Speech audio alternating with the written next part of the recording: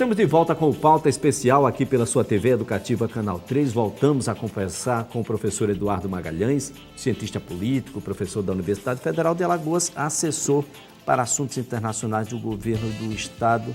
Eu falava que a gente ia conversar nesse bloco sobre 14º, 15º salários, a figura do suplente de senador, né? Ou seja, no seu impedimento, no impedimento do deputado federal, entra o seu suplente. Mas é o suplente aquele que foi eleito, teve menos votos do que ele, mas está ali na suplência. No caso do senador, entra o suplente, que está ali, hoje já não é tão obscuro quanto já foi no passado. Hoje, quando você vota, aparece a foto lá do suplente, você sabe quem é a figura, mas a gente fica, ainda é um pouco estranho, né, de que o suplente do senador que vai assumir no seu impedimento, seja ele momentâneo ou a interrupção de fato do seu mandato, não é aquele que foi o segundo mais votado. Isso, de certa forma, contraria um pouco o princípio democrático. Olha, a suplência é uma invenção espanhola, né? E tem alguns aspectos positivos. O suplente existe em vários países, né? E a ideia é que você reduza o tempo necessário para a substituição. Que você pode ter situações dramáticas se você não tiver uma pessoa que já está esperando, se houver necessidade de ou impedimento ou falta, que alguém venha substituir. Então, essa é uma vantagem do sistema brasileiro. Se um deputado morre, se um deputado renuncia, já tem outro deputado que vai assumir no dia seguinte. No dia seguinte, não tem nenhuma surpresa. Você veja no sistema americano, você tem estados que o governador escolhe quem vai substituir. Você tem estados que você tem eleição. Você tem estados que a Assembleia Legislativa vai escolher. Você tem... Então, essa é uma situação extremamente delicada. No caso do Brasil, o que é mais peculiar é que você não vota, você vota, e o fato de ter a fotografia dos suplentes é porque, se eles assumirem, eles passam a ter todos os direitos de um senador para sempre. Veja o que é que significa isso. Basta um dia. Basta assinar o ato de assumir como senador da República. Então, isso cria um privilégio gigantesco, porque o seguro de vida do Senado, o seguro-saúde do Senado é uma coisa que é uma dádiva divina. Não é? Nem sonho para os brasileiros. Nem sonho para o brasileiro comum. Então, mas o fato de ter a suplência, você tem que analisar. É mais inteligente você não ter a necessidade de fazer uma eleição, ou a eleição é tão importante porque o eleitor decide quem vai representá-lo? E eu estou falando aí no caso tanto do senador como do deputado federal. Mas o que é mais importante ainda é que suplentes não fazem campanha. Suplentes não necessitam de dizer que são candidatos à suplência, porque a atenção é para o titular. É para o titular. Então, você pode... Felizmente, ele não tem salário. Você já pensou se tivesse uma remuneração para o suplente? Já basta o 14º e o 15º Pois é, para o titular. Salários, para o titular. Para o titular. Olha, o 13º, a gente pensa que é uma coisa muito do mundo. O que acontece? A inteligência brasileira é uma coisa... Não há povo mais inteligente, mais genial do que o brasileiro. Porque é liso. O 13º salário, que a gente pensa uma coisa tão importante, você tem que ter um 13º salário, porque o ano tem 52 semanas. E se você receber somente 12 vezes, você só recebe por 48 semanas. Então, os empresários dizem que estão dando o 13º salário, porque você trabalhou 52 semanas. 52 semanas são 13 salários. Então, eles dizem, você vai ter direito a 13º salário. Claro que sim, porque trabalhou 13 são os 52 semanas. Agora, um 14º salário, 15º salário, você tem em empresas porque são baseadas em lucro. Né? É divisão de lucros. Você tem um lucro muito grande, aí você faz uma divisão que passa a ser um 13º salário. Agora, para senadores e deputados federais, isso é um absurdo, porque são gastos no sentido de você viajar de volta, quando você já tem direito de viajar toda semana. É no sentido de que você compre um novo enxoval.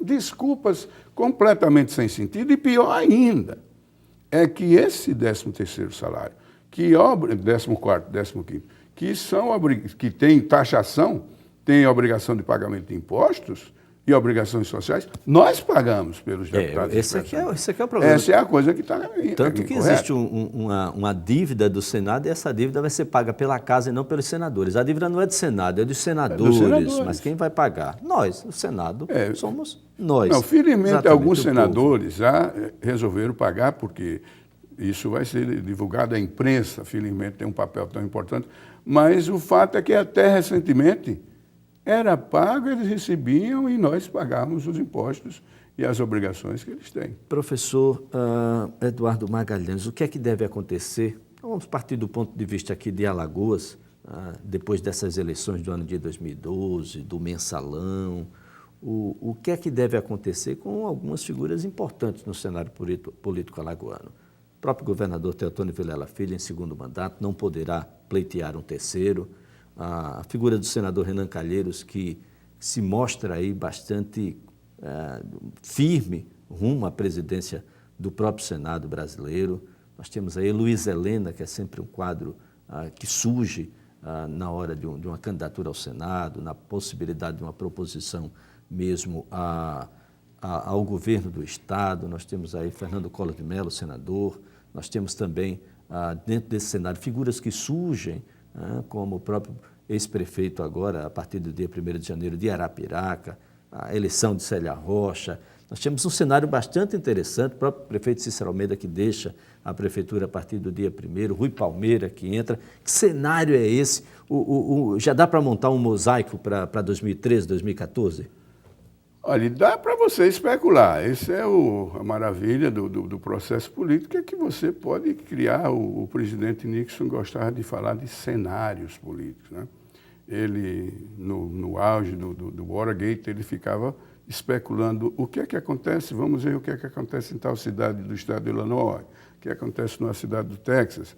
Então, a situação do estado de Alagoas, em primeiro lugar, é que você veja, você citou umas 10, 12 nomes. E olha que eu esqueci aqui, não foi proposital não, mas eu esqueci Ronaldo Lessa. Pois é, então você citou 12 nomes, o que significa que, diferentemente do que seria há 30 anos atrás, você só tem 2. Houve um tempo que só era Guilherme Palmeira e Divaldo Soragi. Então nós fizemos uma evolução muito grande, que nós temos, você citou 10 nomes aí, todos eles com potencial de chegar ao governo do Estado, ou disputarem o Senado em 2014. No entanto, esses atores principais, eles têm seus próprios projetos políticos pessoais. O projeto de Renan, nesse momento, é, obviamente, voltar à presidência do Senado, que é uma consagração de competência política. Quem passou pela situação que Renan passou, há alguns anos atrás, primeiro, não ser cassado. Segundo, retomar o prestígio que ele perdeu naquele escândalo.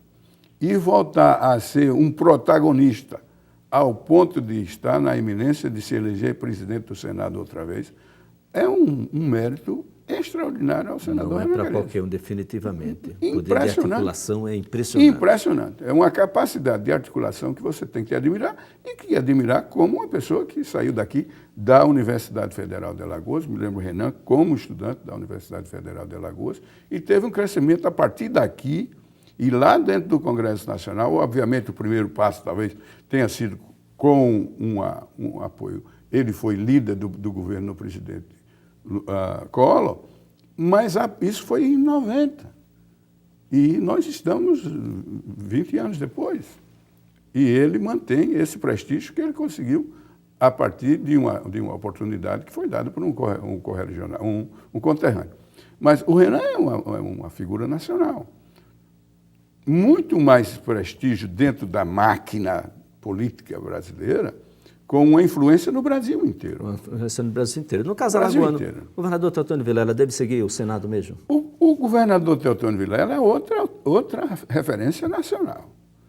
O maior prestígio do PSDB nacional ocorre entre 93, 97, 98. Primeiro com o lançamento do Plano Real, que tinha o presidente Fernando Henrique como ministro da Fazenda, depois se afastou para ser candidato a presidente da República, mas o presidente do PSDB era Teotônio Vilela Filho. Teotônio Vilela Filho foi presidente do PSDB no momento mais difícil de um enfrentamento com Lula, que era a grande estrela na eleição de 94. O Lula deve ser o candidato no lugar de Dilma para enfrentar Aécio Neves do PSDB, ou esse cenário está longe? Será que o cenário não vai ter outras pessoas? Né, Eduardo Campos, por exemplo, pernambucano? Eduardo Campos, Eduardo Braga. O PSB teve uma ascensão muito grande nessas eleições, foi quem mais conquistou capitais, por exemplo. Pois é, e ele tem se posicionado de uma forma de ser, eu agora sou candidato. A mesma coisa que está acontecendo com Aécio Neves. Aécio Neves tem uma atuação muito apagada no Senado, como se ele não quisesse ocupar a posição de maior representante. O maior representante da oposição do PSDB é o senador Álvaro Dias do Paraná. É o que está sempre em evidência, que tomou o lugar do prefeito de Manaus, né? O senador Arthur Vigílio. E o Álvaro Dias hoje tem uma presença muito maior. Os dois, mas quem apareceu durante esse ano de 2012 foi Álvaro Machado, Álvaro Dias, muito mais do que o Aécio Neves. Do ponto de vista local, aí a gente pode... Bom, as conjecturas são muitas, né? Há quem fale em Luciano Barbosa e Judson Cabral, numa chapa, possivelmente. Nós temos o senador Benedito de Lira, que é um pretenso candidato. Eu gostaria de ver o Luciano Barbosa numa autarquia, numa dessas empresas estatais. O Luciano é um excelente administrador, sabe? E o Luciano não é um bom político, mas é um excelente administrador. É um tecnocrata por excelência, né? Então, esse é o maior trunfo do Luciano, é a sua capacidade de trabalho, de fazer as coisas. Nosso tempo está chegando ao fim, é muito curto para a gente discutir política. Mas, em linhas gerais, Ronaldo Lessa ainda é possível no Executivo? Cícero Almeida ainda é possível numa volta, quem sabe, ao governo do Estado? Objetivamente, isso ainda é possível? Não. O Ronaldo Lessa provavelmente encerrou a carreira de político, né?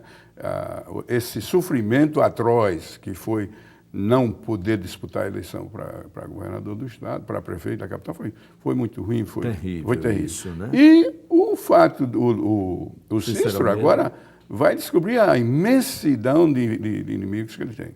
E o fato de não ter um mandato vai criar uma situação muito difícil para ele. O Ministério Público Federal já pediu bloqueio dos bens do prefeito. Tudo. A situação do Cícero é muito delicada, principalmente porque ele não fez um grupo durante os 8 anos. Isso é lamentável, né? Você não deixa sucessores. Professor, Feliz Natal, próspero Ano Novo, um feliz 2013. E é sempre um prazer, Elias. Sucesso para você, para a sua família.